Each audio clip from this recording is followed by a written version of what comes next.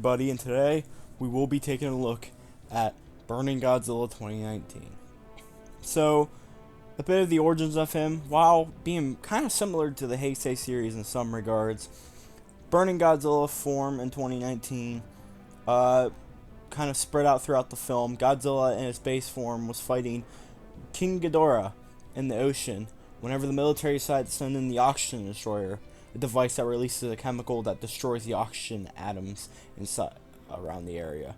With that, Godzilla went and tried to recover in his lair, and Dr. Serizawa went in with a nuke, blew it up, and Godzilla became supercharged.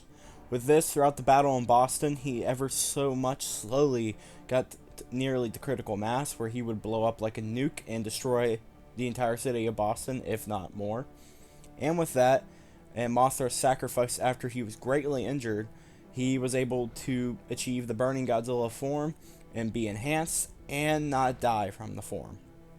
So, what about this form makes this form, different, unique? What are the statistics? What is, what's special about it? So, the Burning Godzilla 2019 abilities include regeneration.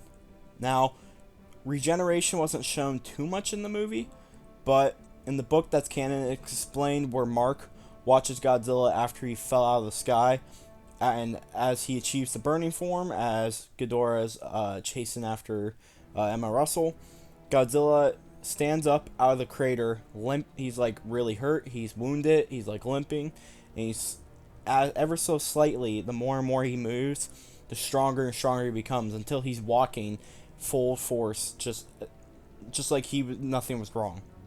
This goes to show that this form is able to regenerate his wounds, especially after the day is done. A lot of the wounds that were on his body seem to, not be there anymore, and he's up, walking around, moving just fine, like he never got hurt in the first place.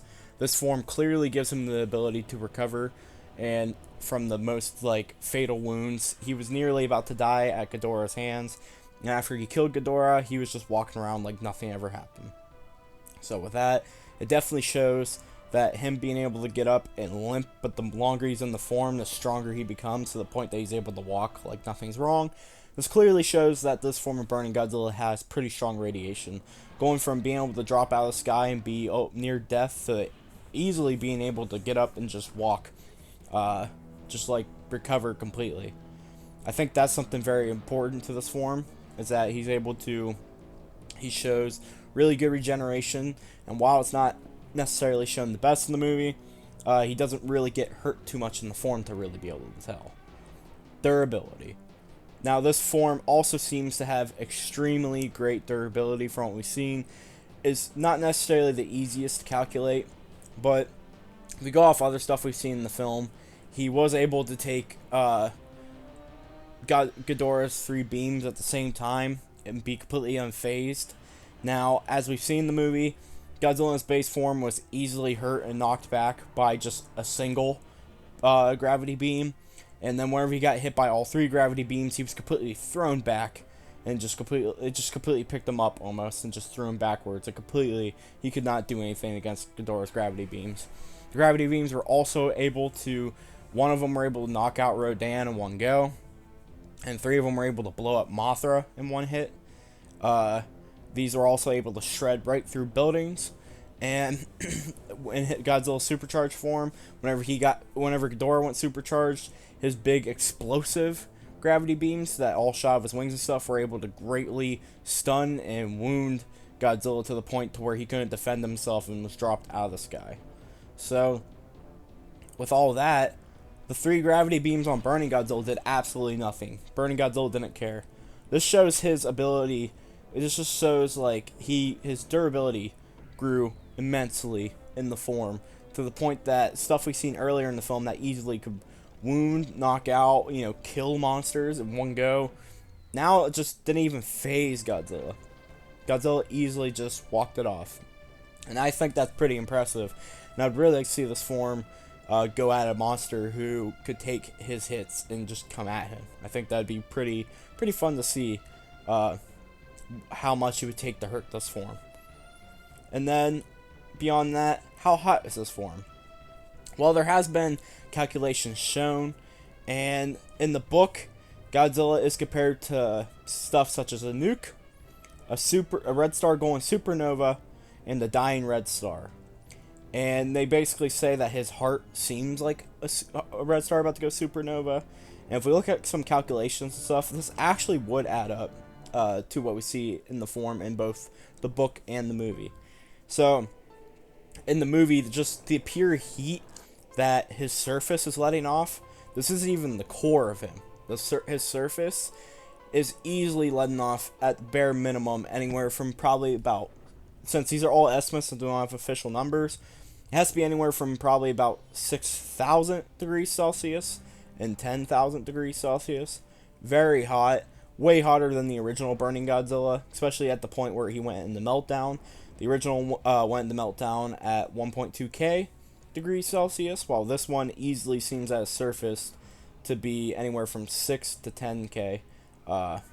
Because in a span of just him being around buildings, but not even being like super close, we easily see all sorts of stuff, steel, concrete, everything just completely melt down.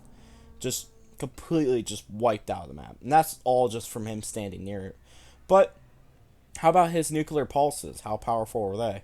Well, again, going off what he's compared to and just what it does, there are estimates that his nuclear pulses reach anywhere temperature-wise from 50 million degrees Celsius up to 150 million degrees Celsius. That is extremely powerful and hot. And it seems like each nuclear pulse is a lot stronger than the last. This all would make sense.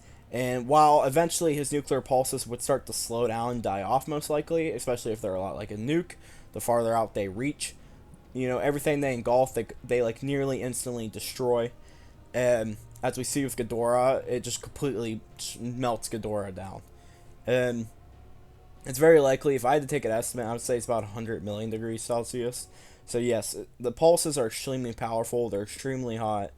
And with these big calculations and such, this shows that this form has some pretty insane power that he can push out. Along with these crazy temperatures of the pulses, it seems very likely that, like I said prior, each of them gets stronger with each one.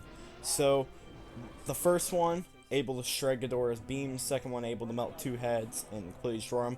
With the third one, Godzilla's able to step on Ghidorah hard enough to completely cave his chest in, but also deliver a nuclear pulse that does not have the Mothra sound effect, so I'm not sure what the difference this one is. But we see in the film that we see the city before and after he does this, and we see the very last speck of the burning form, and it even hits the offspring, and this nuclear pulse consumes the city and absolutely turns it into a wasteland, almost like a nuclear bomb. This final nuclear pulse is insanely powerful, and it's able to wipe out a large radius of the city, which seems a lot more powerful than any of the classic Godzilla nuclear pulses we've seen. The form itself, too, is very, it's not very long lasting from what we've seen so far. It seems that this form can only last up to possibly just a few minutes. With Mothra's help, he can stay in it and not die, and it also helps him concentrate his power. So, with that, in this form, it's not very long lasting like the original. At full power, though, he is really powerful, and it gives him enough time, similar to when Burning Godzilla Classic goes into meltdown. It's short-lived, but when he does it, it's pretty powerful. And that is probably one of the drawbacks of this form, though, is that it doesn't seem to be very long-lasting. But it seems like he's going to be able to get the job done whenever he is able to achieve it. Which, all in all, that's great for him. On one final note, is this form able to use the spiral ray, or the infinite ray, or the uranium ray, any sort of rays like that? Well, I would say it's probably possible. The reason it wasn't shown in the film, I would assume, is because Godzilla knew he only had a few hits to go with that form, and instead of concentrating all of his energy into that, like a beam, and seeing earlier in the film how Ghidorah was able to so easily just avoid beam shots from Godzilla, completely dodge them, he decided instead to use nuclear pulses to kill him with. That would make the most sense to me, that he'd be able to use them, but Godzilla understood that if he did beam, it's very likely Ghidorah could have missed it, and he just would have wasted his form. Ghidorah would have survived. So in that regard, Ghidorah or Godzilla used something that he knew Ghidorah couldn't avoid. As always, thank you all for watching. What's your thoughts on all this? And I hope this helped educate y'all and gets a really good discussion going in the comments. Thank you all once again. As always, peace. Bye bye.